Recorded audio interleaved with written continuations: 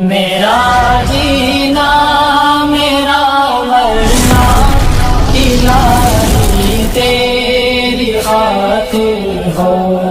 اللہ تعالیٰ سے تو حساب و کتاب کی بات ہی نہیں کرنی چاہیے. اللہ تعالیٰ سے تو عافیت کا سوال کرنا چاہیے اور یہ دعا کرنی چاہیے کہ اے اللہ ہمارا حساب آسان ہو. اللہم حاسبنی حسابا یسیرا.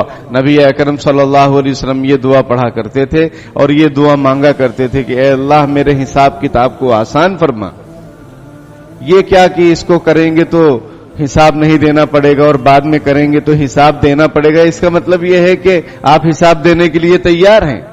یاد رکھیے ہم میں سے کوئی مائی کلال ایسا نہیں ہے جو ایک گلاس پانی کا بھی حساب دے سکے اللہ رب العالمین کے دربار میں. سمجھ میں آئی بات؟ سب پر اللہ تعالیٰ کا فضل و کرم ہوگا اور اسی کے فضل و کرم سے ہی سارا کام ہوگا. بنی اسرائیل میں ایک شخص تھے وہ انہوں نے دعا کی کہ اللہ بس میں آپ کی عبادت کرنا چاہتا ہوں. نبی اکرم صلی اللہ علیہ وسلم نے یہ واقعہ بیان فرمایا. اللہ تعالیٰ نے ان کے لیے ایک انار کا درخت اگا دیا جس کو وہ کھا لیتے تھے روزانہ ایک پھل، اور میٹھے چشمے کا انتظام کر دیا پانی کا، وہ پی لیتے تھے اور عبادت میں لگے رہتے تھے. 500 سال تک انہوں نے صرف عبادت کی. اب ان کا انتقال ہوا تو اللہ پاک نے فرشتوں سے کہا کہ ان کو جنت میں لے جاؤ میرے فضل و کرم سے. انہوں نے کہا کہ میں نے 500 سال جو عبادت کی اس کا کیا؟